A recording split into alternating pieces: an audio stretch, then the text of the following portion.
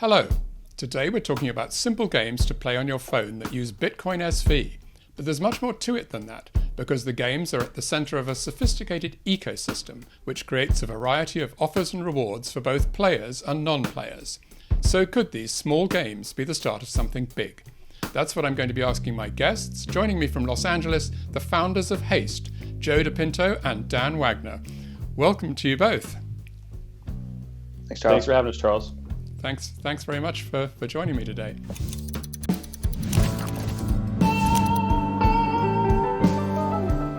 You're listening to CoinGeek Conversations with Charles Miller.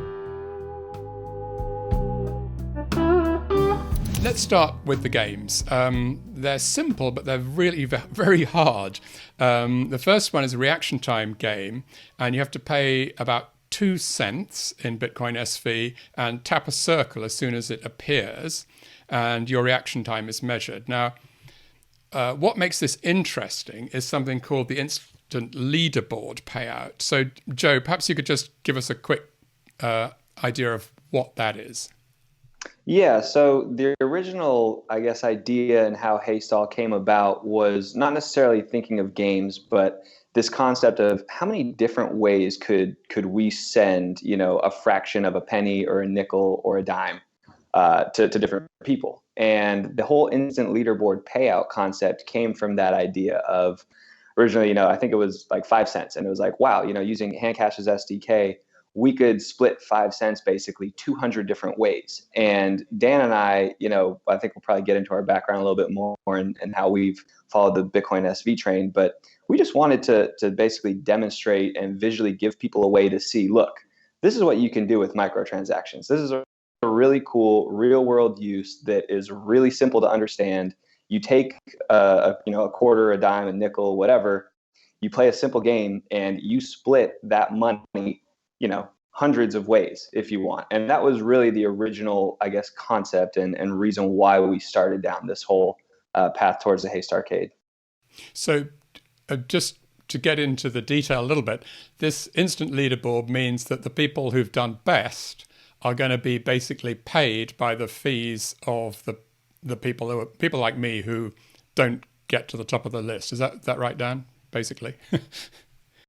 Yeah, in a nutshell, we wanted to create, like a competitive landscape. Joe and I both have, our backgrounds are in professional baseball, so we're very competitive people. And yeah, that just the concept of being able to compete and sort of land yourself on a leaderboard and get rewarded for that is really the concept. And is this? It's a great concept because you can apply it to many different games, and you've already got, I think, 4 that are operating. But is this something that you can keep as proprietary, or if it goes really well, will lots of people just be taking your idea and using it? That's an interesting question. We're working on that. Right. We have the ball rolling on some different intellectual property. We are working on some patents and things like that. We haven't made that public, but I guess it's public now. So yes, we are working on that. Patent pending. Patent pending. And now I noticed somebody's created a website called Haste Boards, where you can actually look at the people who are doing best on all the different games. And I was very pleased to see that I was getting about 600. I don't know what that's measured in microseconds or something. And I was almost within range of the 400, which would have put me at the very bottom of the top 10. So not a million miles away, but I wasn't going to make any money anyway. But what sort of money is changing hands, and what sort of money could change hands, Joe, if this all goes well? So there's actually 6 different divisions right now that people can play. The smallest division is, we call it the dust level. That's basically like practice. You're spending maybe 2/10 of a penny, and then it progressively increases. I think it goes like 2,000 Satoshis to 10,000 Satoshis per play to 100,000 to 1 million, 10 million, and then 1 actual Bitcoin. And we do keep everything priced in Satoshis, but we've had people already that have, made literally thousands of dollars, multiple Bitcoins playing these games, being on leaderboards. And what's really cool about the ILP is they're getting those payments instantly. Whenever someone plays, if you're on that leaderboard, regardless of what level it is, based on your position on leaderboard, you're getting a percentage of every subsequent play. And Dan explains it the way that he gives an example is if you put a quarter in a pinball machine or a Pac-Man machine, and you're at an arcade and you score really well, you get the high score, or you're in the top 10 or top 100. Every person that plays after you, you're going to get a percentage of their play. But now, if you imagine that on a global level in an online arcade, you're talking about significant money that's being transacted. And like I said, we've already seen people, hundreds of dollars, thousands of dollars, several Bitcoins that they're actually earning just from competitive gaming. And I think that's something that is, we were wondering who's going to be the first person to actually make a Bitcoin, and it happened a lot faster than we anticipated, I think, Dan. But yeah, there's definitely people who I think are probably coming up with their own strategies and actually using the Haste Arcade as a way to generate enough revenue to pay some bills, to help pay rent, that type of deal. And that's just really cool to see. I'm a bit worried about the amount of time somebody's spending pressing a little circle on their phone. That Well, we definitely have much grander plans than the circle tap games. That was just sort of the beginning, a proof of concept, if you will. We've said this multiple times publicly that our games are pretty silly. They're kind of stupid. I mean, I guess you could make the argument that the math game could actually make you a little bit better at math, but there's definitely a bigger vision to this, and we're certainly excited about some of the things that we're going to be releasing in the coming weeks and months. We think that people are going to be very pleasantly surprised at how serious we're taking this and sort of our vision for what this could become. Yeah, because you're releasing an SDK, and to my mind, that makes me think of Facebook inviting people to go onto the Facebook platform with their apps and to build a whole ecosystem of developers who are working for your platform. Is that the kind of thing you got in mind? Yeah, so with the SDK, we just want to provide the tools that make it very easy to submit a game to the arcade, right? So like, we're not game developers, we're entrepreneurs, and the real beauty of Haste, to your point, is this ILP concept and the incentive mechanisms that have been layered into it. Our vision is building this ecosystem where gamers that enjoy the concept of ILP gaming can discover all the different game developers that want to build on that. And so whether that's a brand new game that the world has never seen, or that's an existing game that people already love, our vision is to basically build an SDK, an API that allows any game developer to take whatever it is that they're building and very quickly and easily get it into the arcade so that ILP gamers can discover those games, and it actually generates a new form of incremental revenue for their business. And will ILP be a defining feature of all of the games? Why does that have to be the case, or is that part of the system? Well, we just think it's, at the end of the day, pay to play gaming, that's not nothing new. Like, that's been around everywhere. I don't know what it's like in London for you guys, but like, we have Dave and Buster's, things like this here in the States. People are used to going and paying to be entertained, right? So this concept of paying to play is not new. What is new, however, is this mechanism that we've created and invented where leaderboards are getting paid out in real time. It could be argued that you could do this with centralized databases and things like this, but the reality is you can't, because ILP is instant leaderboard payout, meaning you're getting paid to a wallet that you control, non-custodial, the moment someone plays the game. And it's instant, whether you're in Russia or it doesn't matter where you're at. Anywhere in the world, you play the game, and I'm in America. If you're on the leaderboard, your wallet gets pinged immediately, instantly, without the platform ever touching anything. And that's the thing that's unique. That's the thing that we believe is different and novel about ILP and about sort of what we're able to bring. And that's what Bitcoin SV offers, because of its ability to do these microtransactions, micropayments that others couldn't. At the 100%. moment you have to have a hand cash wallet, but is that going to expand to take in other wallets as well in future? Absolutely, yes. Yeah, we will be working with a number of different wallets as we roll out version 1 of the platform. And I mean, the reality is you'll be able to effectively just provide any Bitcoin address once we've rolled this out, sort of in version 1.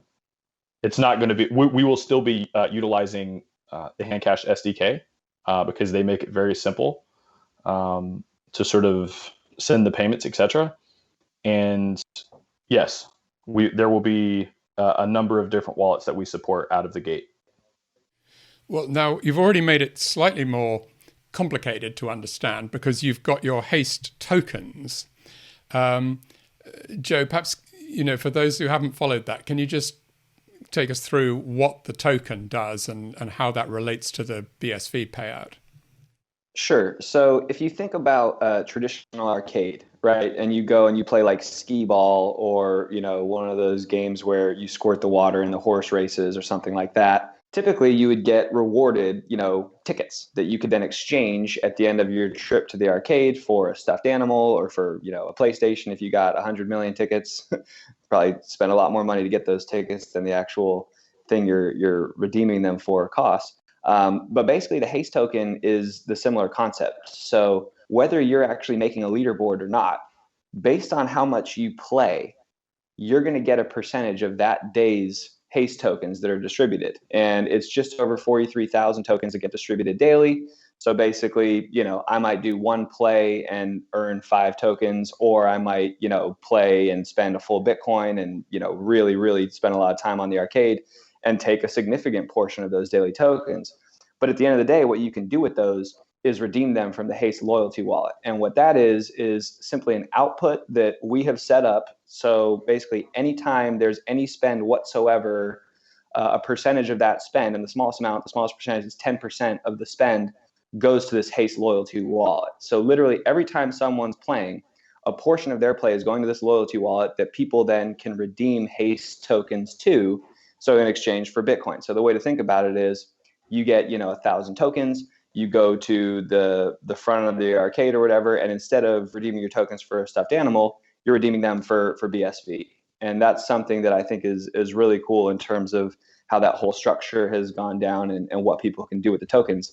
The other side of that is that you can trade these on exchanges. So people right now are speculating on the price of the Haste token.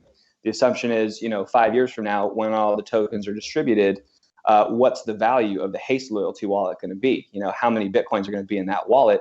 And if you own 1% of all the tokens, what is the value of your tokens if you were to redeem them for the BSV that's in that Haste loyalty wallet? So people right now are trading these tokens. We've seen it, as low as half a cent, as high as 5 cents per token. And I think it's really just people speculating on, 5 years from now, when the loyalty wallet and all the tokens are distributed, how much is that going to be worth? So it's an interesting dynamic. And I think, trying to stick along the traditional arcade route, the tokens do a good job of representing a way to reward people simply for playing without even having to make a leaderboard. What it also does too, Charles, is it sort of gives a price floor to the Haste token, because it can never be less than 10% of it should never be valued for less than 10% of what's in the basically the total outputs, what ultimately ends up in the loyalty wallet. But in addition to those things, we do, you'll always be able to redeem the HST for Bitcoin.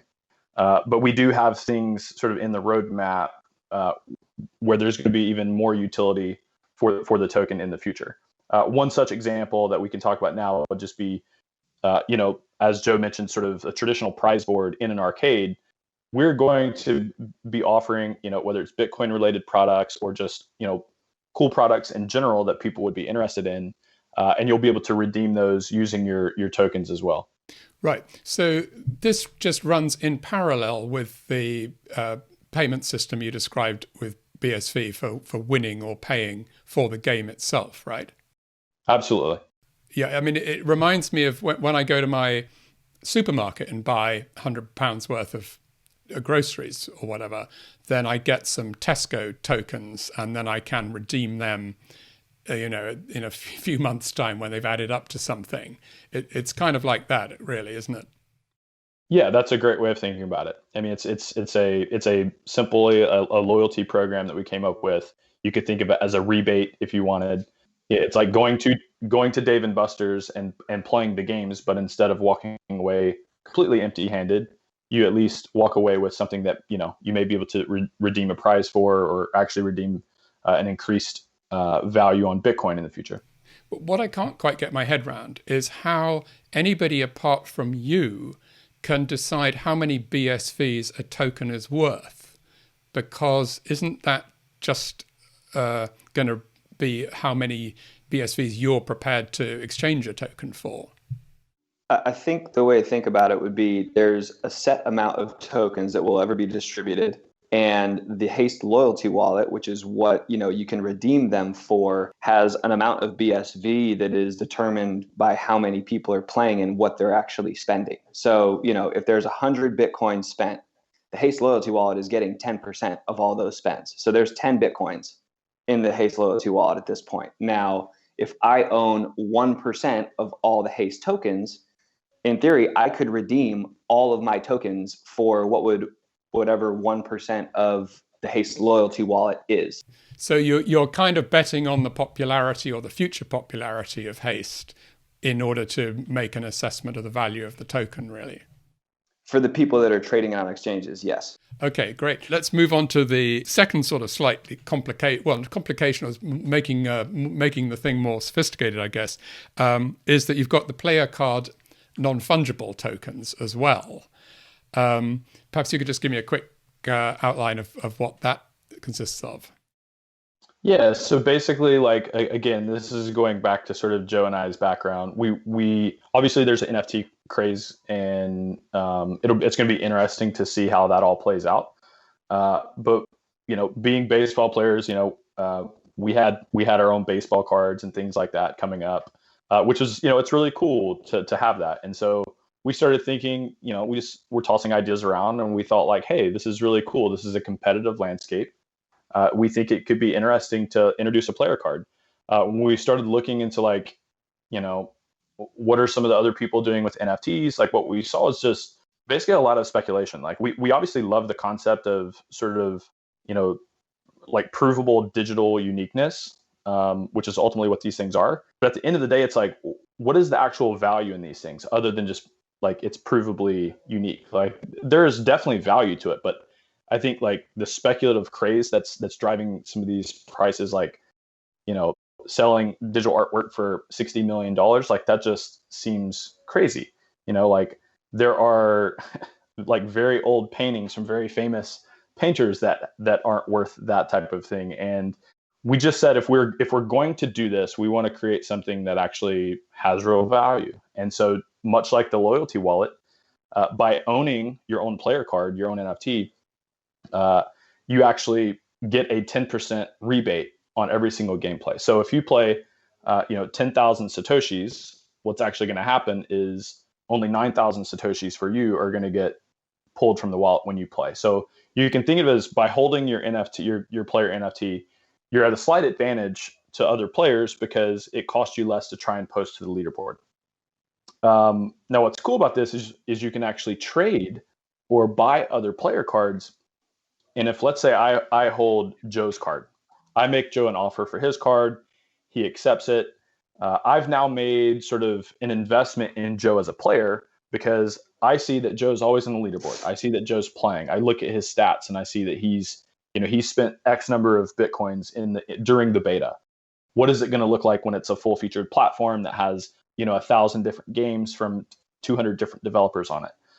I'm making a bet on Joe as a player, saying I think that the future value of Joe's card, which is effectively 10% of all of his gameplays, is going to be worth more than I'm paying for it now. It's like kind of buying shares in a startup or something, isn't it, really? Yeah, and this gets into we know that you've done a number of different interviews with Jack Liu, and it really gets into this concept of a real-time economy, which we're very excited about, basically where you can tokenize really anything. So let's continue a little bit more on this idea of the cards, because I think this is really interesting, that the player themselves has to pay, I think, $99 to set it up. But then they hope, presumably, that other people are going to see how good they are And so from your point of view, it encourages them they've got to really show how good they are in order to get their investment back on the card that they've created, right? So it's not necessarily how good they are, but how much they're playing. And what this Okay. what this allows, though, we've had people contact us who are like, you know what, I'm just not really a gamer, but I really like this concept of ILP, and I would like to purchase other players' cards just so that I can have some type of interaction with this type of marketplace. And that's really what these player cards do. It allows, the gamers to have instant liquidity if they want to, if they can set the price for their card. But it also allows people who aren't necessarily gamers to get involved and benefit from people that are playing games. So if I'm looking for somebody whose card I want to buy, I'm looking for the sort of the addictive personality then, really, rather than necessarily the successful player, right? I think you're going to look for both, to be honest. But definitely the people that are playing the most are the cards that are going to be valued the most. And that's what I think, if you're strictly looking at this as I want to purchase player cards and generate revenue from other people playing, you'd want to look for the people that are playing as often as possible. I saw in the sort of terms and conditions, I think, or somewhere, that the games that you're going to develop have to be games of skill, not games of chance. And I get the feeling that you have to carefully tiptoe around various kind of regulatory problems here, both in relation to the tokens and in relation to the online gaming side of things. Is that a sort of complicated part of the work that we don't really see much of, I suppose? Yes, that's a fair statement. You could certainly say that. We're definitely working with lawyers, making sure that we're staying compliant with everything. That's first and foremost. When you're looking to build something like what we're looking to build something, there's going to be a decent amount of resources that are poured into actually developing this thing, and so we have to make sure that we're compliant. So to your point, we're not interested in sort of the gambling space. So any game where sort of chance determines the outcome is something that we won't be allowing in the arcade. You need to have one way that we say it for game developers that are going to be building is, if you practice the game and can get better, then it's likely not a game of chance, right? Like you can play roulette, or you could play coin flip a million times, and you're not going to get any better at it because it's a game of chance. Chance determines the outcome. Every game that's in the Haste arcade will be skill based, where chance is not determining the outcome. And that means you can say for sure this is not gambling, right? Yes, but there are still regulations around skill based competitive gaming, right? Like, we do think there's a bit of a gray area because of sort of the nature of how payments are actually moving. So it'll be interesting over time to sort of see what sort of regulatory things come out concerning things like ILP gaming, because the platform itself is never actually a custodian of the funds, right? But when you play, if you play, you're player A and Joe's player B, who currently resides on the leaderboard. When you play that game, the Bitcoins never actually go through the platform. The Bitcoins are going directly from your wallet into Joe's wallet, right? So it's a completely peer-to-peer transaction. And so while there is regulation around skill-based gaming, we certainly want to stay on top of all of those things, because if you're going to build a business that generates real revenue and has real gamers, these are going to be things that you have to pay attention to. Now, we also don't want to be afraid of these things. We want to be able to innovate. I think, and we've talked about this before, with sort of the SEC, and how sort of the SEC has become this, and like unregistered securities have become this like scary thing almost in the Bitcoin ecosystem. And the reality is it's not this scary thing. If it is a security, you just have to do the paperwork and make sure that you're legally doing the right thing, right? Our viewpoint on this stuff is innovate, and as regulations come up, you basically you abide by whatever the regulators are wanting you to do. Right. And I mean, I know that you two have a track record of entrepreneurship because you've got a business called BarPay, which is a payment solution for people in restaurants and bars. Can we just talk briefly about that and what you've learnt from that and how it has translated into your work here with Haste? There's quite a bit, and I think where we would start would be, persistence through BarPay has obviously, when we first started that company, we were 25, 26 years old, maybe a little bit naive, thinking, oh, we had this great idea. It went viral at the first two, bars that we took it to, which were pretty big college bars here in Los Angeles. And we're thinking, oh, we got it. We got the yachts. Like, we're billionaires. This was easy. But obviously that turns out to not be the case, as I'm sure just about every entrepreneur ever has experienced. So I think learning, fundamental aspects of creating a business and not like a small company. And that's still something we go through on a daily basis. Is like, how do you actually run a business and not something that can't scale? Are lessons that we've taken to Haste. But then specifically, when you think about Bitcoin, we work with bar owners on a daily basis who one of their biggest pain points is their credit card processing fees. So going back to 2014, 2015, when we first started talking about this BarPay concept, we'd always heard like, oh, the credit card rate's 2 to 3.5%. I'm losing every transaction. And we originally, before we even knew really anything about Bitcoin, we were trying to figure out ways to give ourselves a competitive advantage and get rid of those processing fees for our venues. Obviously, we couldn't really figure out a way to get below interchange. It's not possible with the current credit card structures. But then all of a sudden, you start learning about Bitcoin and microtransactions and how you can send huge sums of money for less than a fraction of a penny instantly. And it's just like, holy smokes, this makes so much sense for the industry we're in, let alone anyone that's accepting payments. It's just something that I think in the back of our minds, we've always wanted to get into the Bitcoin space and actually, create some type of company that utilizes that technology. But we've also looked at it and been like, there's going to be a day where, BarPay is going to be able to accept Bitcoin. And we think that we're going to be positioned really well to be the first company that actually has, a significant understanding of what that's like. And when we can take that to, the rest of the market, telling these owners and these companies that we work with, hey, we just figured out how to save you 3% on every transaction.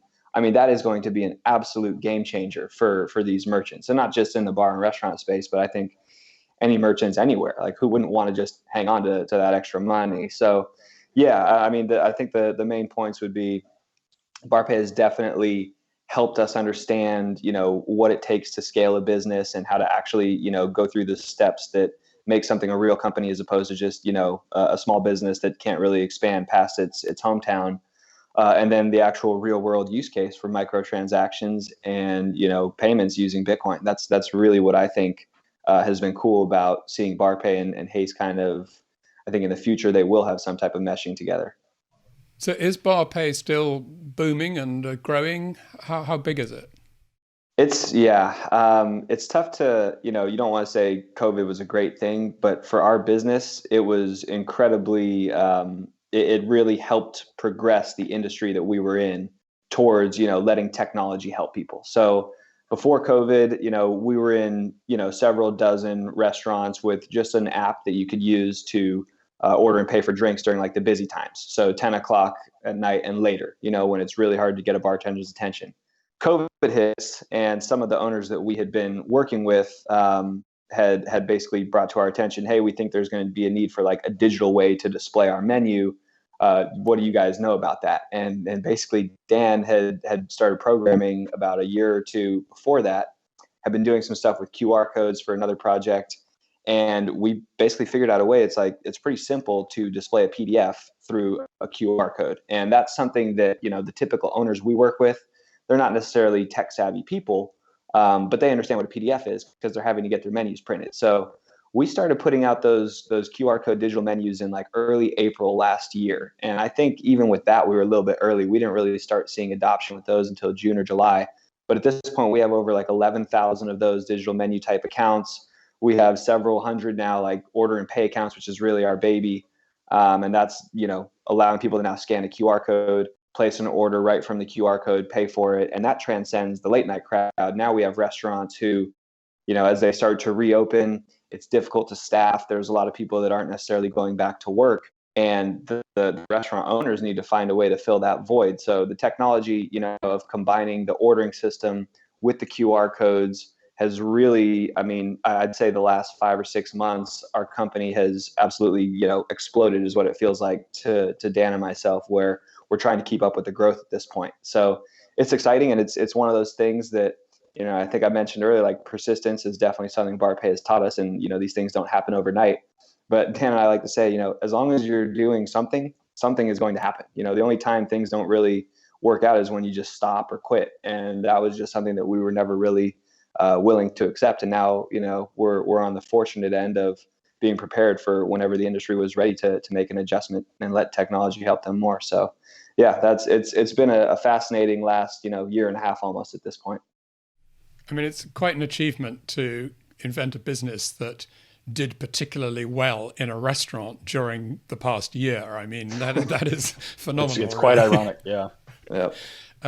But just going back to your sort of entrepreneurial approach, I saw that you were, before you came up with Haste, you were trying to think of a way you could pay people for using an app. This reminds me of the great days of the dot-com boom, where people started businesses where users were going to get paid for looking at ads. And there were some businesses like that, but they never really, the numbers never quite worked out. But tell me about your interest and how realistic that sort of thing is, do you think, with Bitcoin SV, which obviously gives a whole new dimension to the idea? I think, in short, I think it's very realistic. This concept of microtransactions and nanopayments changes everything. But is somebody going to have to? Are you going to have to pay somebody the microtransactions for looking at ads, or is there something else that they could do that they'd be rewarded for? Do you think? My prediction is this: I think that we're going to see so many different types of business models that come about because of microtransactions and what BSV enables. Before there was electricity, right? Electricity was invented, and then you have this whole new wave of things that you could build using electricity. Like micropayments are going to enable, in my opinion. Jack basically says this in one of his videos that I really like. It basically says there's this Jack Liu. He says that there's an unseen creativity that should start to emerge, right? Like this unseen, untapped, business models that have never existed. I think that ILP is sort of one of them in this entire ecosystem of like basically money's flying everywhere, right? Like, it's going 1,000. It could potentially in the future go 1,000 different ways on a simple. You put a quarter in the machine, and boom, it goes 1,000 different ways to investors, to speculators, to people that are on the leaderboard, etc. So micropayments are going to enable, in my opinion, an explosion of creativity around business models and how to monetize, new ideas. Like I think that's, as people begin to understand and realize just all the different things that can happen because of this, it's just going to be so fascinating. We live in such interesting times with the invention of Bitcoin, and it is, money has never been able to move like this.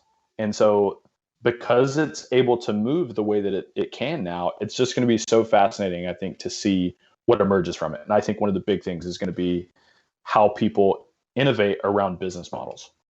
And that's really what I think the underlying message we wanted when we started like Haste. Like we didn't necessarily plan on building out an arcade, but we want to show, look, there are unbelievable business models that can be created because of these microtransactions. And we wanted to be like, a visual representation of that type of thought process for other people out there, and hopefully inspire other people to do something similar.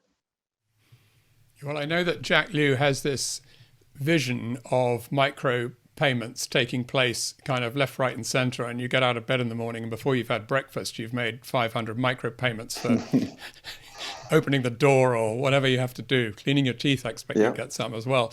So it's really great that you're picking up on that vision, and that you and he are in touch, really trying to make this thing happen.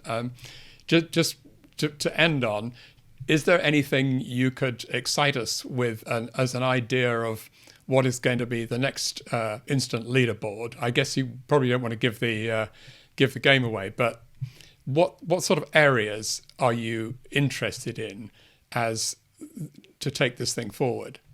Well, we in the coming weeks, we're going to start releasing some things just so that the public has an idea of what's actually taking place. We've been sort of laying the groundwork, the infrastructure for the SDK, for the platform.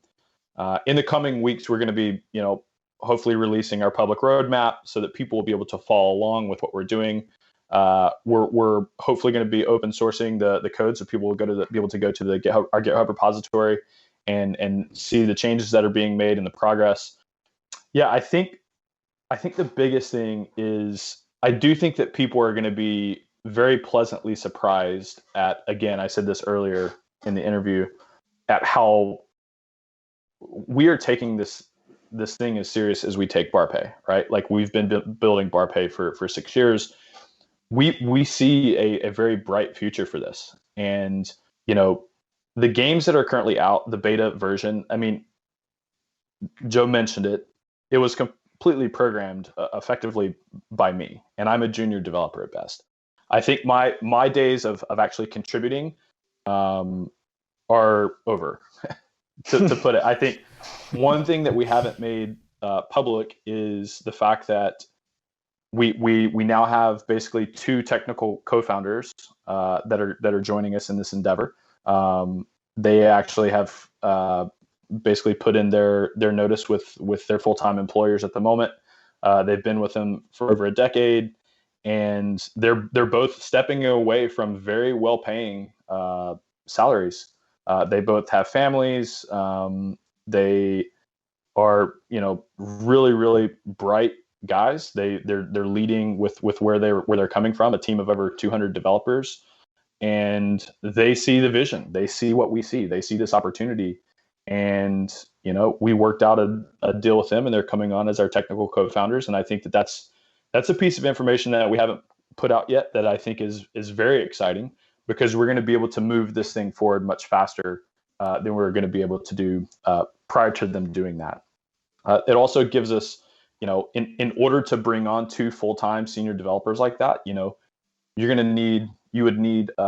we probably would have needed to raise some capital to sort of facilitate those salaries and things. Joe and I currently aren't paying ourselves. We did the same thing with BarPay.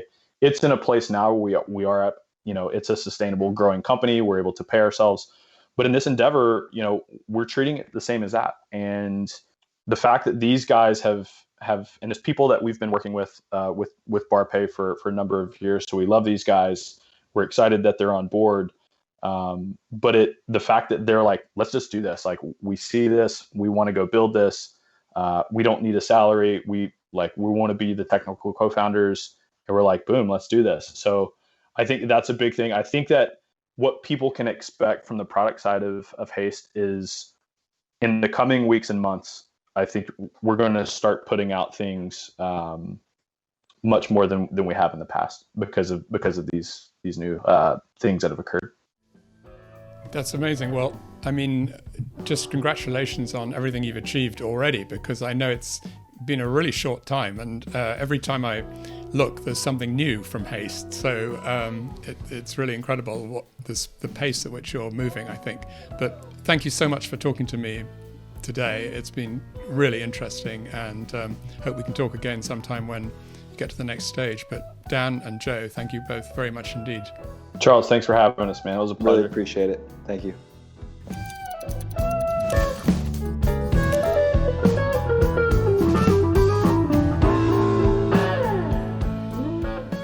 Thanks very much to Joe DePinto and Dan Wagner from Haste. And if you haven't tried the Haste Arcade, do give it a go. I don't think there's anywhere else you can lose such a small amount of money for playing a game. Thanks for listening to this CoinGeek Conversations. We'll be back with another one next week. Until then, from me, Charles Miller, goodbye.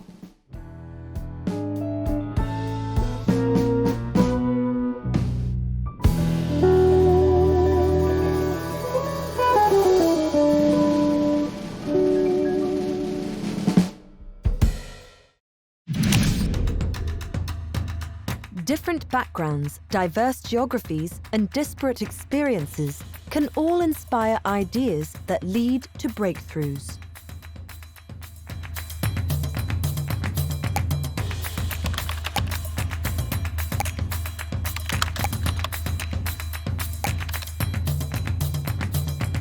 And with blockchain, we've barely scratched the surface on its potential. So what's next for this breakthrough technology, and where can it take us? That's where you come in. Learn to leverage your creativity and harness the power of blockchain technology to tackle the biggest challenges of today and opportunities of tomorrow. Discover how you can make your ideas a reality with BSV, the only blockchain that scales unbounded, offers a stable platform with world-class security, and the support of a global community of experienced, knowledgeable developers. Join the 4th BSV Virtual Hackathon, and let's build the future on the blockchain.